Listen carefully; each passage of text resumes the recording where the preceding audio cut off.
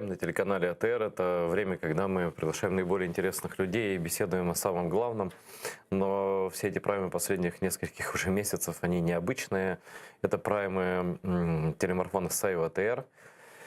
И я в первую очередь благодарю тех, кто нам помогает любыми способами, патреоном, как угодно. Подписывайтесь на наш канал, на Patreon, на любые возможности протянуть нам руку, потому что канал АТР существует сейчас благодаря вам. К сожалению, до сих пор я не буду никаких эпитетов придумывать для этих людей. Единственный канал коренного народа Украины и Крыма испытывает на прочность. Но нас на прочность испытывать, в общем, бесполезно, мы прочные. Вот, поэтому я надеюсь, что эта ситуация разрешится, но пока то, что есть, то есть, и никаких позитивных новостей мне сообщить вам я не могу. Ну и вокруг вообще такие события, как коронавирус, ничего не весело, и в Киеве тоже такая серьезная красная зона, хотя пробки, скорой помощи друг друга обгоняя и обгоняя пробки. В общем, ситуация такая пока тоже не улучшается с этим делом.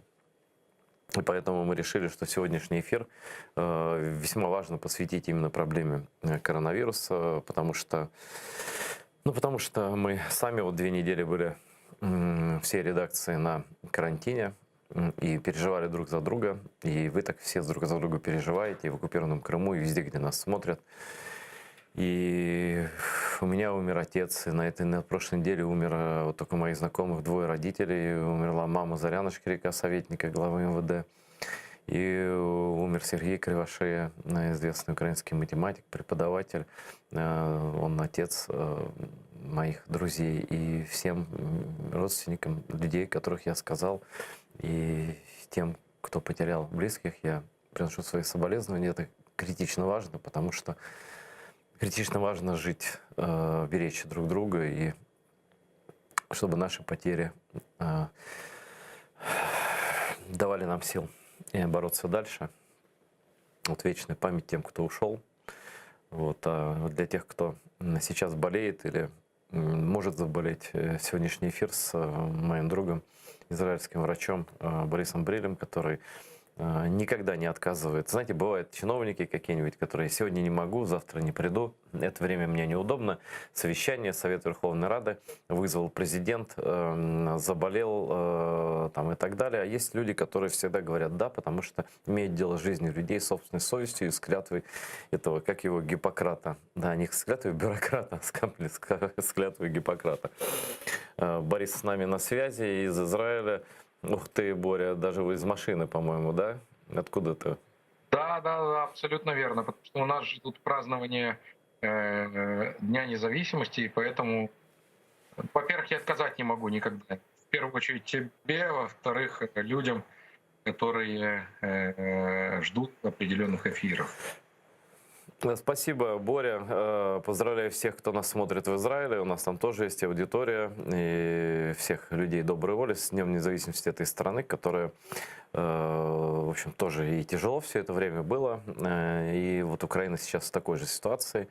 Тяжелая внешняя ситуация, и мы сейчас об этом не будем, конечно, мы сейчас поговорим о внутренних коронавирусных делах, тем более, что Борис недавно побывал в Украине, и прям вот просто мы не успели, у нас карантин был, хотел его в студию пригласить, но, Борис, я хочу, чтобы ты подробно, последовательно, по шагам рассказал твои впечатления об Израиле, об Украине по сравнению с Израилем, что у нас происходит, потому что в Израиле уже, насколько я понимаю, вакцинация практически завершена.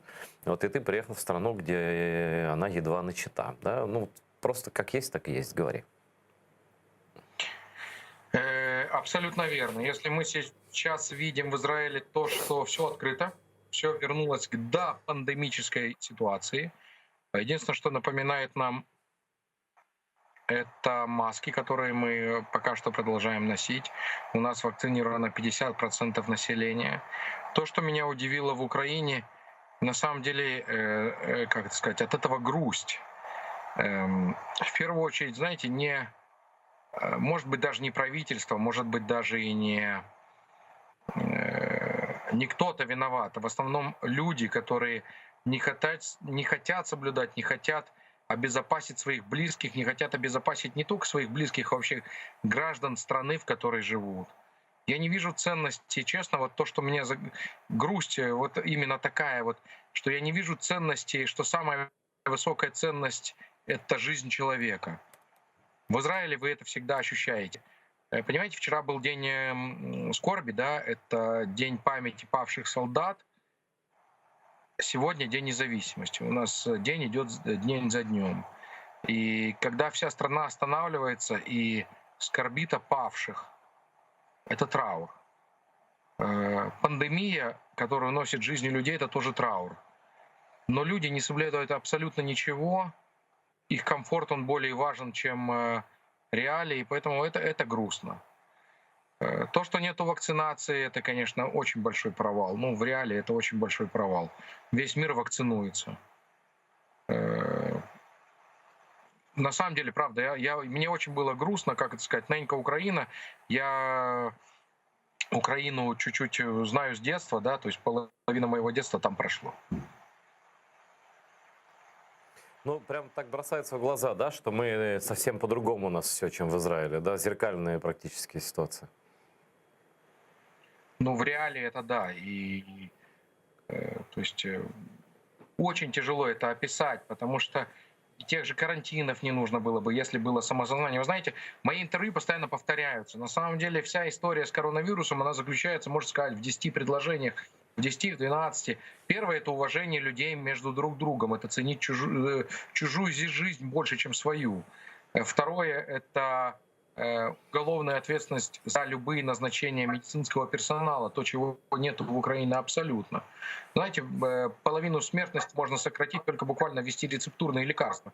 Если перестанут ходить в аптеку и покупать все, что душе угодно, смертность сократится в 2 раза. Ну и, к сожалению, посадить там 5-6 моих коллег, да, и чуть-чуть будут тогда пользоваться доказательной медициной. Ну, это общие слова. Давай по практике пройдемся. Я хотел бы, чтобы показали телефон, и Viber, и Skype, которым, чтобы зрители увидели, куда звонить, потому что сейчас очень много людей болеет. Я так полагаю, что я просто смотрел, что вроде уже люди говорят, что половина населения Украины считает или документально подтверждено, или считает, что они переболели. Вот опрос просто видел. Но я по ощущениям своих окружающих меня людей тоже считаю, что... Наверное, так оно и есть, да? Но вот скажи мне, вот если сейчас такая ситуация, да, сколько еще продлится, где тот конец? Чего ждать? Сейчас продлили карантин до 30 мая. Чего дальше? Насколько это может затянуться? Потому что люди живут просто сейчас уже буквально одним днем, да, и бизнес еле работает. Ну, как бы тяжело всем. Что-то хорошее или реалистичное хотя бы можешь сказать? До 30 апреля или до 30 мая? Апреля, извини, апреля, я говорил. Идар, Апреля. остановка апреля.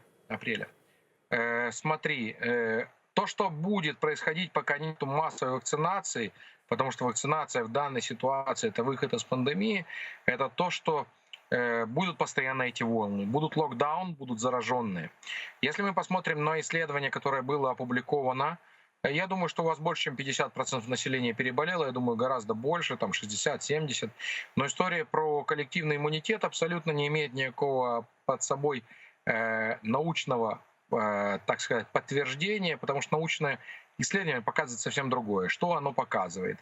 Бразильский город, в котором 70% населения переболело летом, осенью у них дикий спад, и летом повторно 70% уже почти переболевшие с высокой смертностью, с высокой тяжестью заболевания. Так как заболевание само дает определенный спектр иммунитета, но вакцинация дает гораздо более широкий спектр иммунитета. И надеяться вот на эти «мы переболели, и значит нам ничего не страшно» — это из области фантастики, из области недоказательных медицины.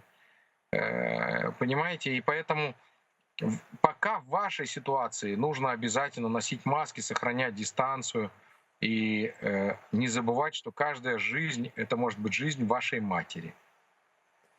Хочу спросить про вакцинацию. Вот сейчас уже несколько моих друзей, знакомых провакцинировались. Мне сказали, ну, у меня пока еще и не очередь не подошла, и никак. Вот. Но мне сказали, что полгода после того, как ты переболел, вакцинироваться не имеет смысла. Это так или нет? В Израиле проводится вакцинация Pfizer. Pfizer рекомендован через 4 месяца после того, как человек переболел. Но у нас не Pfizer, ты же знаешь, у нас AstraZeneca, еще одна. У вас уже нет AstraZeneca. Нету, у нас уже начался этот вот китайский, да, препарат, по-моему. Китайская, при том, что китайские сами исследователи говорят о не самой высокой эффективности вакцины, что можно совмещать вакцины, но тут я хочу внести небольшую поправку.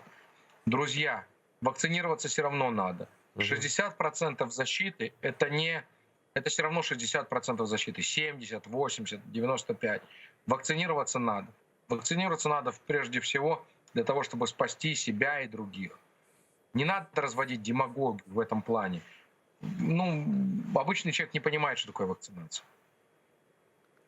Ну, что тут непонятно? Что мы в детстве не вакцинировались, что ли? Да это понятно, что вводится минимальная какая-то доза, видимо, заразы, как я это понимаю, да, вируса или чего-то там еще.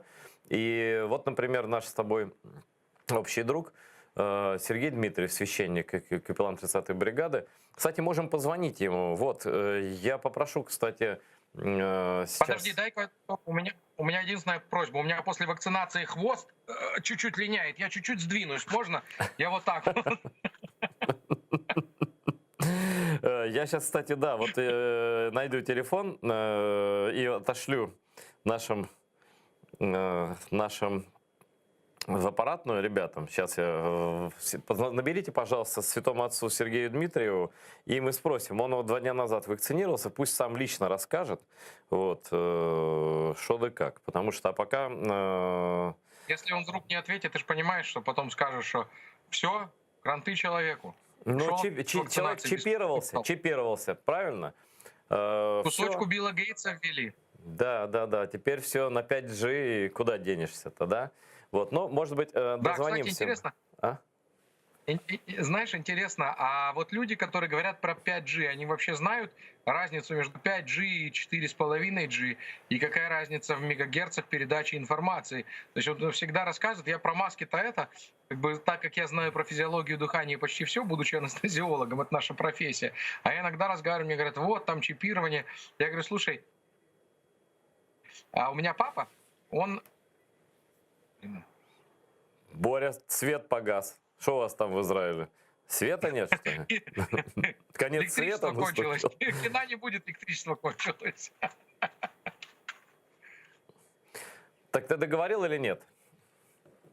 Да, давай подождем. Но про этих людей что ты хочешь? Слушай, есть такой анекдот у меня любимый. Хоккеисты думают, что Земля имеет форму шайбы, а футболисты умнее, да? Вот те люди, которые считают, что это 5G, что это их Билл Гейтс или, может быть, даже Стив Джобс их чипирует, да? Но, наверное, эти люди считают, что Земля плоская, с нее можно упасть, да? Я даже знаю людей, которые падают с Земли, да, но не глубоко. Вот. Но дело в том, что... Но смотри, это просто не про аудиторию нашего телеканала. Все-таки мы с первого дня АТР взял такой курс на доказательную медицину. Слава богу, мы сами люди, в общем-то, такие не сильно малограмотные. Наш гендиректор по образованию врач, и мы как бы сразу к тебе пришли, и ты к нам пришел, и мы, в общем, всем своим людям говорили только про доказательную медицину, без всякой этой ерунды, без ничего. И то, что вот ты писал, я всем даю твои рекомендации. Что-то изменилось в лечении ковида? Вот ты, как и говорил, что антибиотики не нужны, да? Ну, в 97% случаев не нужны. А что-то изменилось за последнее время? Абсолютно ничего, можно сказать, с мая. С мая ничего не изменилось. Подожди. Основная масса... Подожди, май же еще не наступил. Говори, что-то сигнал, да. С конца мая 2020 года протокол изменялся буквально минимально в дозах дексаметазона. И до сих пор, как мы говорили о том, что должна быть подтверждение бактериально, так и осталось. Изменился протокол, что рамдесивир, который известен, который у вас тут еще другие лекарства не нужны. Ну, сказали, что он такой эффективный. Друзья, если вам говорят, идите покупайте рамдесивир, и вы бежите, продаете, Боря, спасти Боря, близкого, нету в этом никакого смысла. Боря, тебя, кажется, чипировали не 5G, а 3G. Что-то плохо слышно. Давайте сейчас или как-то перенабрать, или что сделать, потому что так невозможно слушать. Вот. Проверьте связь, пожалуйста, с Борисом. Я сейчас тут немножко поболтаю. Ну вот. Мы пытаемся связаться со священником, а он не может, да? Но раз не может, значит жив, да? Это уж как минимум. Вот. Поэтому мы желаем здоровья всем, в том числе и нашим военным. Кстати, в армии вакцинация идет полномерно. И, ну, я просто знаю, да, и тот же капеллан наш, вот Сергей Дмитриев, он в 30-й бригаде с ребятами чипировался. Да. Вот, и все идут, понятно, но никто не хочет болеть. И вот то, что Боря, ну, если человек разумный, по крайней мере, да, я имею в виду homo sapiens, а не тех, которые там с носа спускают маску, там, или ведут себя как идиоты, или в YouTube-каналах рассказывают, что там не нужно носить маски, дышать друг на друга. Вот, наш потерявшийся израильский доктор Борис Бриль снова на связи. Боря, ау. Ау. Ты меня слышишь? Да. Приветствую еще раз. Да, но про протоколы мы все равно уже не расслышали, но мы и не врачи. Ладно, понятно, что ничего не изменилось.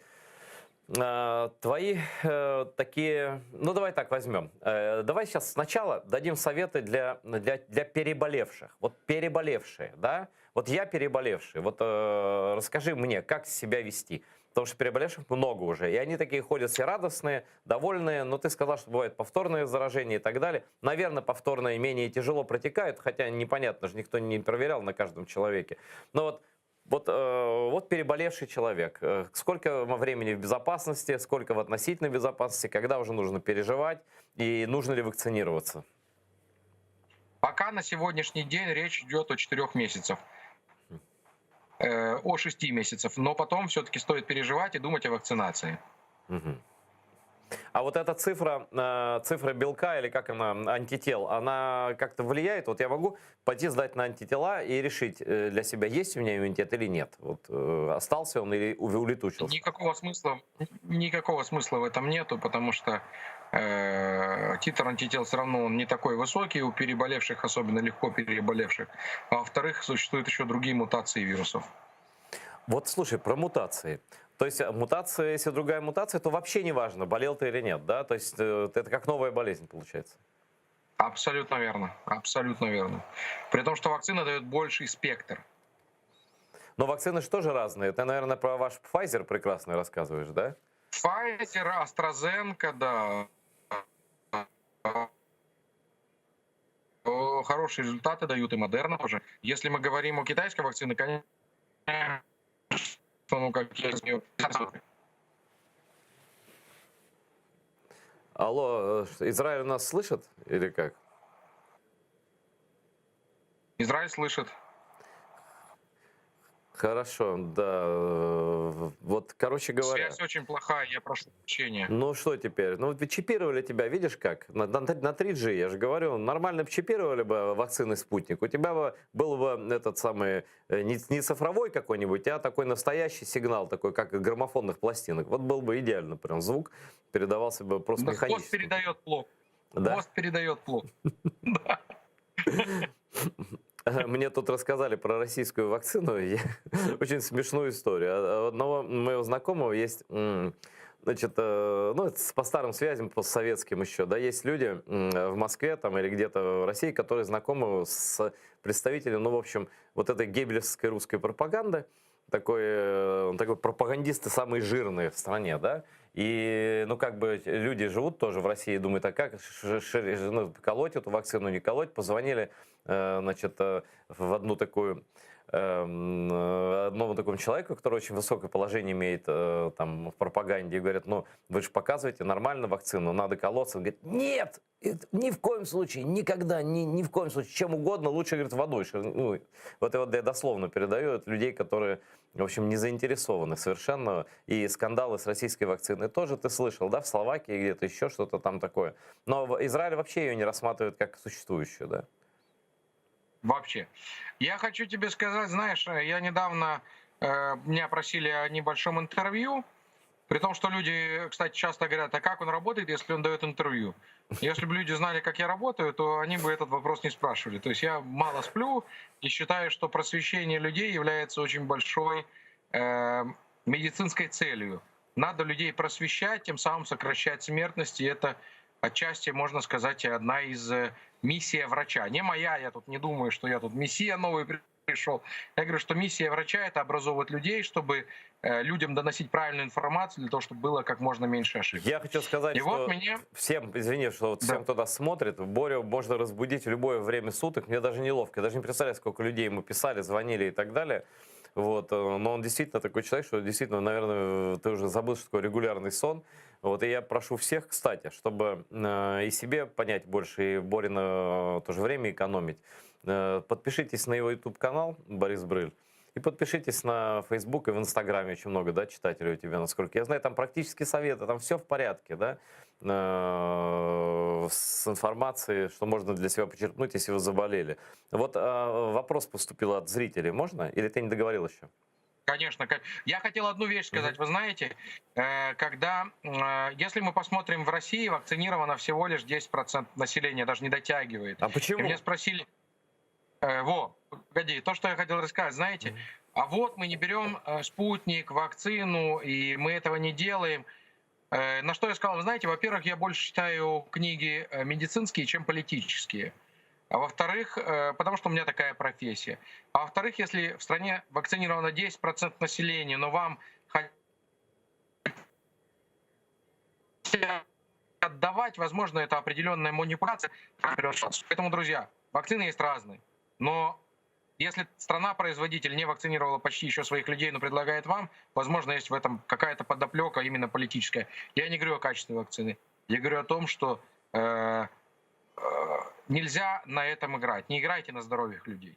Ну, а по качеству вакцины будет судить Всемирная организация здравоохранения, да, пока она ничего не присудила этой вакцине, пока, слава богу, ну и в Украине, кстати, говорят, Pfizer тоже будет, да, не знаю когда. Но вот вопрос такой от зрителей, я сейчас зачитаю дословно. Спросите, пожалуйста, у Бориса, можно ли делать вторую прививку другой вакциной, если нет той вакцины, которую укололи в первый раз? Да, можно, если мы говорим о вакцинах Pfizer или Moderna, ими можно колоться хоть раз в 2 недели. Это не означает, что нужно колоться им раз в 2 недели. Это новое слово вакцинация, это МРНК, это подгоняют вакцину под тот штамм заболевания, поэтому нету проблем. В чем проблема с повторной вакцинацией или 3-4 раза там вакцинироваться аденовирусом? Потому что вырабатываются антитела и к аденовирусу тоже. МРНК чуть-чуть более продвинутая вакцина, более интересна. Но вообще, честно говоря, вот простой, давай для простых людей, алгоритм простой. Есть возможность, иди и вакцинируйся, правильно? Для украинцев, для тех, кто нас смотрит. Да, однозначно, любой.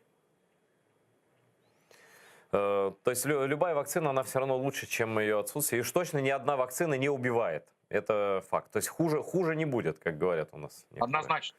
Вот. Однозначно. Еще по ситуации в Украине. Ты тут разговаривал с врачами вообще, с практикующими? Что у нас с короной на уровне... Вот сейчас просто мы-то что видим, да? Мы видим скорую помощь, которые обгоняют друг друга. И вот я сейчас ехал, да? Очень трудно, потому что очень много скорых. Это видно, совсем видно, да? Они даже парами иногда ездят. Это просто вот так вот. Что говорят врачи, как говорится, на земле, в палатах? Что происходит там? Ну, больницы завалены. На самом деле больницы завалены, но надо понимать, что, как мы начали этот эфир и говорили, что если ввести рецепты для людей и обязать врачей подписывать свои назначения, плюс уголовное наказание за неправильные протоколы лечения, у вас смертность сократится резко в 2 раза. То У вас есть, же назначение по телефону пошел, что хотел, то купил. Только знаете, кому единственное не везет в Украине? Это Кому? онкобольным, которые не получают ту именно помощь обезболивающую, у которых хронические боли, у которых тяжелые боли. А все остальное покупаете. Страдают только единственно хронические онкологические больные. Вот и все. ну, то есть, нет, но ты призываешь вообще к реформе медицины. То есть, сделать так, чтобы, ну, медицина была у нас регламентирована, чтобы вот люди, многие попадают, я так понимаю, в тяжелое состояние из-за того, что лечатся неправильно. Начинают горстями что-то есть, или врачи некомпетентны, или любое лекарство можно купить на самом деле в аптеке, действительно, кроме тех, которые ты сказал. Абсолютно верно. Абсолютно верно. Очень большая проблема с первичкой. У вас после лечения семейных докторов те люди, которые не должны оказаться в больнице, там оказываются. Основной массы. У вас после постов в интернете, как нужно лечиться от друга к другу, оказываются те люди, которые не должны. У нас это наказуемо, а в Украине нет. А в Украине пиши, что хочешь. Понимаете? Все, что я хочу сейчас тебе сказать, меня можно сделать, я говорю, не соответствует протоколу Со звуком проблемы у нас большие, со связью. лечения. У вас Не получается у нас, да? Так и не слышно, Борь. Почти тебя не слышно было. Сейчас как, слышно тебя? А ты меня слышишь? Я тебя... основная проблема... Да, Говори, может сейчас получше будет. основная проблема украинской медицины — ответственности за лечение. Как только она будет введена, у вас... Ну, не знаю, плохая связь. Я, если попробую еще один вопрос задать, а дальше тогда будем заново перезагружаться, если не получится. Вот смотри, это история сейчас, вот эта эпидемия, это большое испытание для вообще всей системы семейных врачей. Вот когда деньги идут за пациентом, ну вот то, что Уляна Супрун начала делать, да. И сейчас вот люди в реальной ситуации с семьями оказываются один за другим или все вместе, оказываются перед лицом ковида, и они видят, насколько их семейный врач правильно их направляет, неправильно и так далее, и так далее. Вот какие критерии того, что вот насторожиться и, может быть, потом поменять семейного врача, какие совершенно точно при ковиде вещи не делаются профессионалами?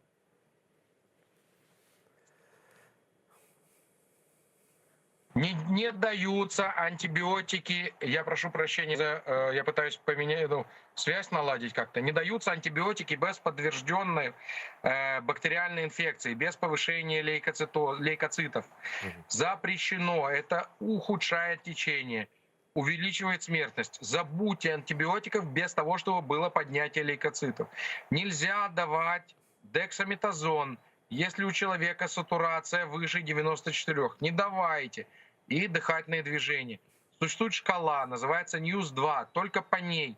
Ни в коем случае, если человек имеет температуру 38, 2 недели, это не означает, что он тяжело болеет. Если ему больно, тяжело, это не означает, что это большая тяжесть заболевания.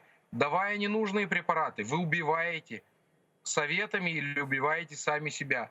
Не нужно этого делать. 80% людей переносят это, так сказать, без тяжелой симптоматики. Тяжелая симптоматика — это снижение сатурации, это повышение количества дыхательных движений выше 27.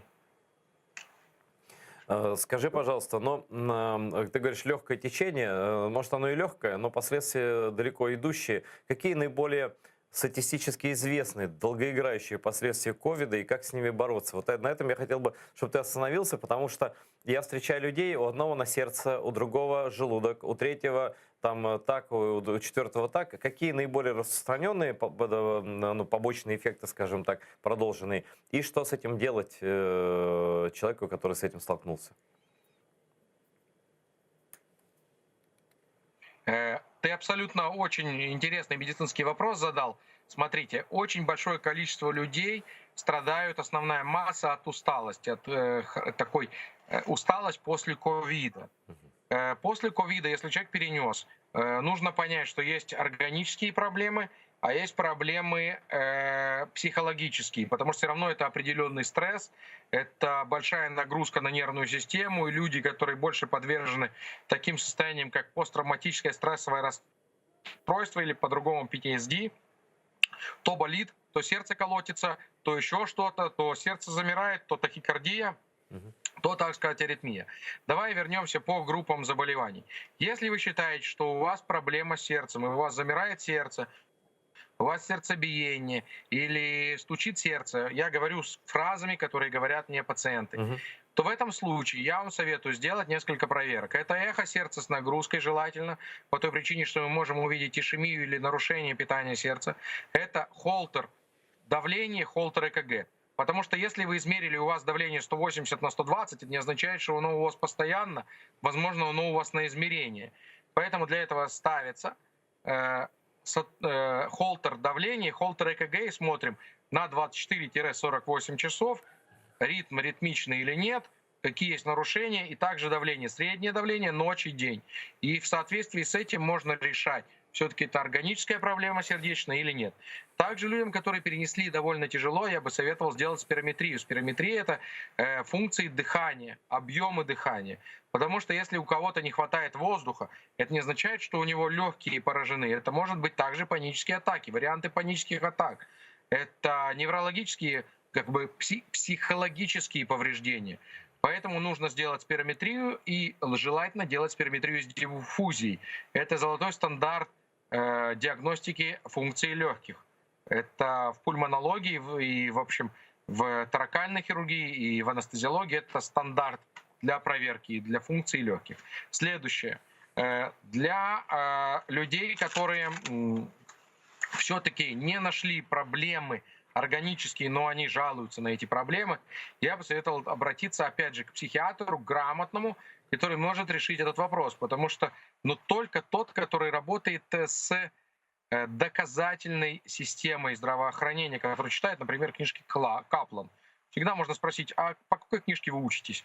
Есть такая альма-матер мировой психиатрии, это Каплан. И нельзя стесняться этих состояний, потому что человек, который вовремя обратился к врачу грамотному, он избавится от этого состояния. Который нет, он зайдет более в глубокое тяжелое состояние тех же панических Борис, расстройств. скажи, пожалуйста, ну вот наиболее распространенный ты сказал, это усталость, да?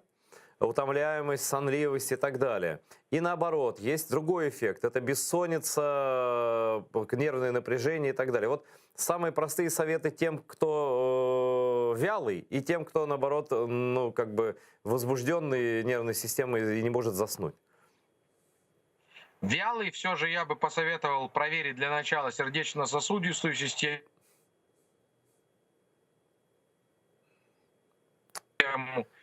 и дыхательную систему теми проверками, которые я говорил. Человек, который... Нет, не получается у нас опять все плохо. Борис, ты как там вообще? Слышишь меня? Алло.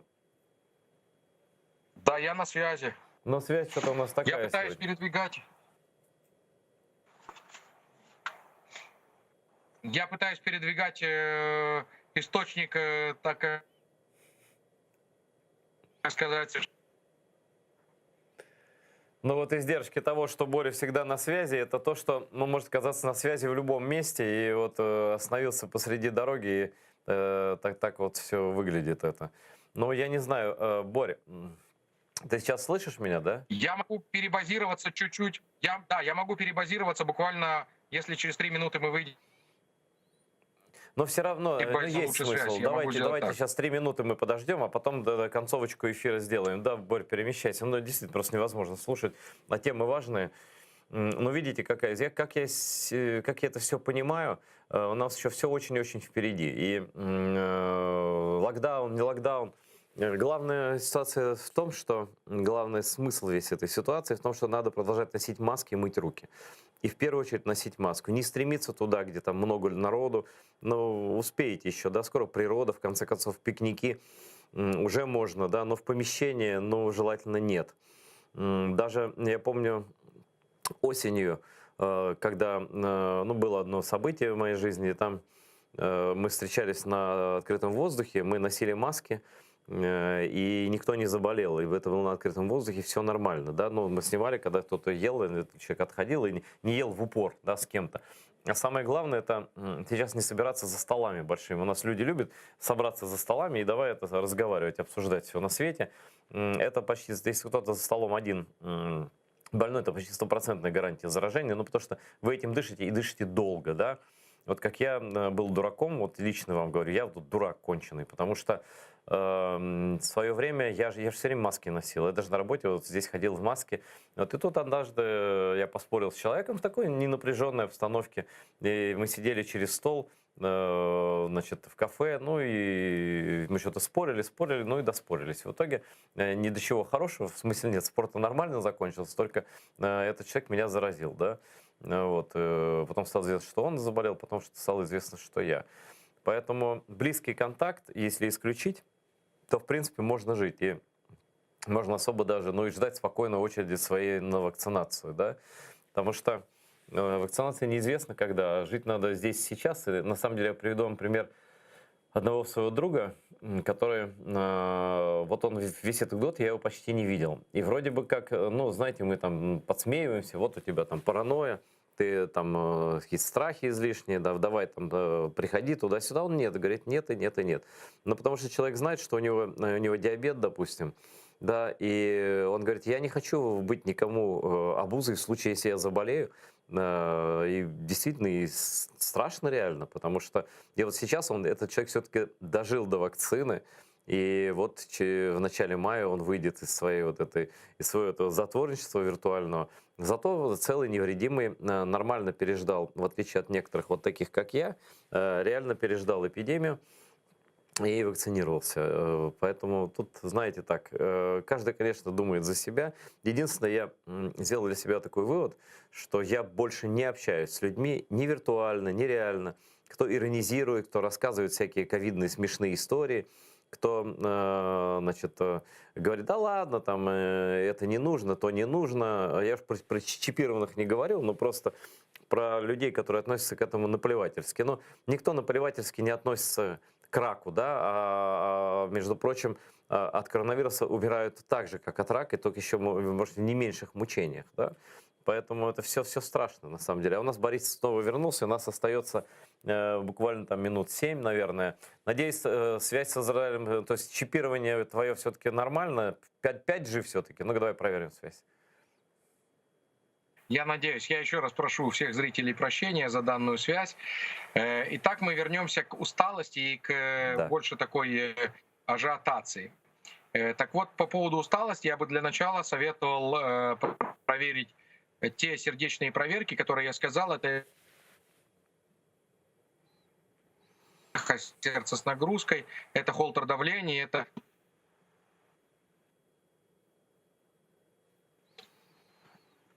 Да, у нас эфир сегодня такое впечатление, что коронавирус просто перегрызает провода. Не хочется, чтобы украинцы узнали, как с ним бороться. Вот. Но не знаю, что у нас происходит. Ну, такое сейчас, видите, везде форс-мажоры, сплошь и рядом. И Боря, наверное, нас не слышит сейчас, да? Или ты что-то пытаешься делать?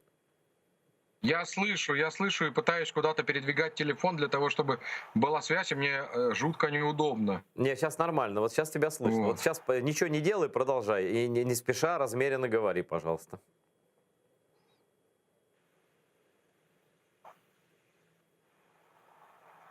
Я когда улыбаюсь, связь прекращается.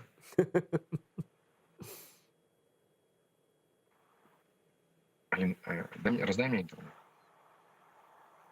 Что-то опять проблемы у нас. Ну, как-то вот такого эфира у меня еще не было, чтобы все в одну кучу. Ну, точно какие-то инопланетяне. Что-то какая-то провокация просто. Но смотрите, все очень просто. На самом деле, то, что сейчас связи с Борей нет, он всегда на связи, на самом деле. Много эфиров уже с ним, и много подписывается на его социальные сети. Это очень, очень правильно, важно. Я на себе проверил, куча моих друзей его советы проверили. Все по делу, все так, как надо. Вот, поэтому слушайте врачей таких, которые, ну, он лишнего никогда не скажет. Он не болтун, он такой философ, конечно, потому что все реаниматологи, они немного философы, вот, или сильно даже философы, потому что имеют дело с человеческой жизнью. Но поэтому они, вот, вопреки этому мнению, что там, ну, сколько там, нет, наоборот, ценят такие люди, которые спасают людей, они на жизни ценят. Вот, и вот, ну, я просто не знаю, как можно относиться несерьезно к таким вещам, которые, ну, я не знаю, между жизнью и смертью. Это как несерьезно относиться к войне или там, не знаю, к здоровью своего ребенка. Потому что, в конце концов, были случаи такие страшные, да, когда сын там в легкой форме заболел, где-то бегал, а мамы нет потом, да. И как потом с этим жить, очень трудно себе представить. Поэтому лучше поберечься. На самом деле все равно через ближайшие месяцы вакцинация будет. И сейчас важно вот это время переждать и дожить до, так сказать, до вакцины. Попытка номер 3. Борис Бриль, Израиль. Боря, на связи ты? На связи, я вроде бы поймал волну, Мгм. чипирование отключил, поэтому то, что я говорю, когда есть хроническая усталость, нужно сделать те кардиологические проверки, которые я сказал, это холтер давления, холтер ЭКГ и эхо с нагрузкой. Если же все-таки есть вот это вот неспокойство, я бы советовал обратиться к хорошему неврологу или психиатру для того, чтобы решить эту проблему, но правильными доказательными методами. То есть в соответствии с диагнозом. Первое, диагноз, ставится диагноз, и в соответствии с диагнозом ставится лечение. Ни в коем случае по-другому.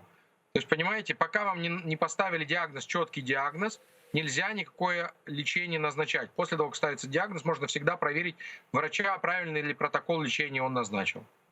Ну, вот то, что я могу сказать, то, что ты мне давал, эти так называемые капли Бриля, они по-другому называются, но я не запомнил. Вот, а они действительно при ковиде всем знакомым помогли. Спасибо, что вы это придумали, такое поддерживающее, как называется же, как правильно это называется, это же не лекарство, Поддерживающая терапия — это herbal drug, это лекарство, так сказать, препарат, основанный на природных компонентах, которые убирают те варианты цитокинового шторма, повышают сатурацию, снижают температуру. Да. Да, ну просто действительно очень такая классная вещь. Вот что делать, есть ли какие-то подобные рекомендации постковидные? Постковидные рекомендации существует много. Кстати, хорошо, что в Украине наконец-то приняли закон о каннабисе. Это один из вариантов хорошего лечения таких состояний. Да? А у нас закон какой приняли? У нас нет медицинского каннабиса. Уже вроде бы разрешили же неделю назад, что использование в медицинских целях. И это О, очень большой слушай, прорыв. вот это самый интересный комментарий. Давай-ка прям вот у нас остается буквально 4 минуты до конца. Даю тебе слово, что значит это разрешение и в каких случаях медицинский каннабис нужно показан к применению, и что этого бояться не надо, это не наркомания, это лечение. Вот давай-ка ликбез такой проведи на 4 минуты. Да. Это замечательное лечение хронических болей, это замечательное лечение кашля, это замечательное лечение посттравматического стрессового расстройства и других состояний, связанных с любыми неврологическими поражениями хроническими. Очень хорошее лекарство. От него идут дальше капли CBD по-другому.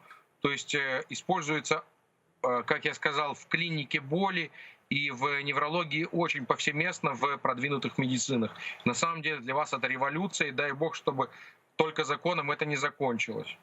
А в каком виде принимают? Это же не где-то в подъезде там, извините, косяки забивают. Это все по-другому выглядит. Расскажи, что такое медицинский каннабис. У нас это разводят, специально выращенный каннабис развозят аптеки. Есть люди, которые используют каннабиоидные масла, а есть люди, которые просто курят, онкологически больные, у которых проблемы с настроением, у которых депрессия, у которых хронические боли. Используют это в плане курения. Я сам острый противник наркотиков, но в данной ситуации с терапевтической целью это замечательный препарат. И он природный тоже препарат. Допустим, наши капли тоже природный препарат. Но любое, так сказать, химическое все равно натуральное. Мы не берем из ниоткуда какие-то химические составы. И в данной ситуации каннабис обеспечивает замечательные варианты терапии, особенно людям, которые вот перенесли ковид, которые переносят онкологию. То есть смотри, когда этот закон заработает, вот у вас это уже работает, да? Как это будет выглядеть? Вот человек идет к врачу и говорит, то-то, то-то, то-то. Если по показаниям подходит, да, то врач выписывает в аптеку, ну, отчетный, понятно, номерной рецепт, да, и там его выдают как обычные вот лекарства. Привозят домой забитые, извините, сигареты. Серьезно? Да. А это специальные, выпускают сигареты такие с добавлением каннабиоидов, да? Это именно каннабиоид, чистая трава. Извините. То есть вообще без табака, да? Интересно. Как дозировку, как дозировку выясняют, чтобы, знаете, а то больной такой сейчас возьмет, можно, доктор, я у вас тут на месяц возьму пакетик, и потом его ищи где-нибудь там в 3G, в 5G, где-нибудь в космосе.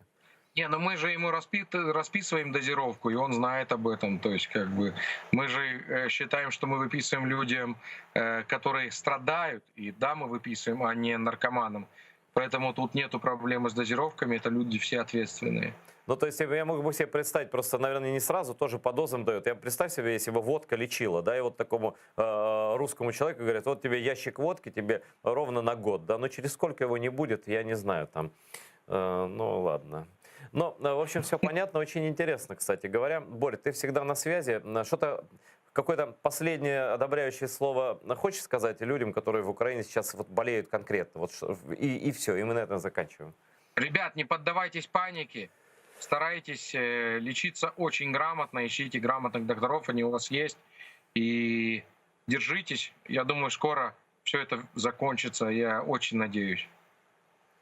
Вот, и мы будем, как в Израиле, ходить уже все еще в масках. Они ходят, между прочим, жители страны, которая быстрее всех одолела, ну, считай, уже одолела эпидемию, но никто наплевательски не относится.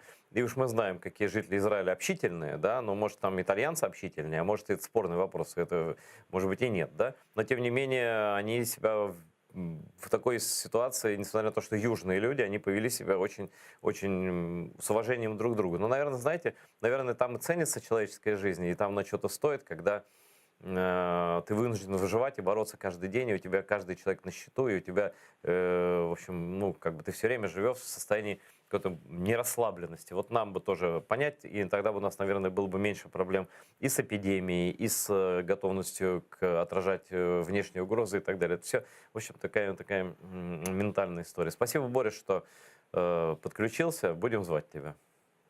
Спасибо большое, извините за связь. Да не, но за связь это же не ты, это же эти все вакцины ваши 3G-шные. Все, шучу. Как только при первой возможности уколюсь. Помните это детское стихотворение?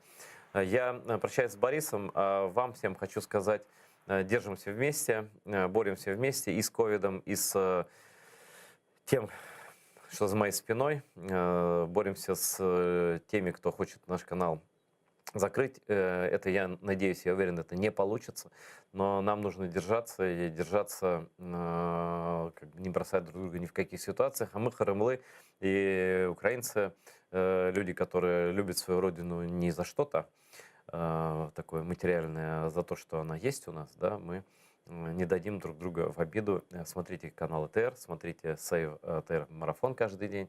Прощаюсь с вами до завтра и ждем вас также на нашем Патреоне. Помогайте, оказывайте посильную помощь. Благодаря этой помощи мы сейчас вещаем. Всего доброго, до новых встреч.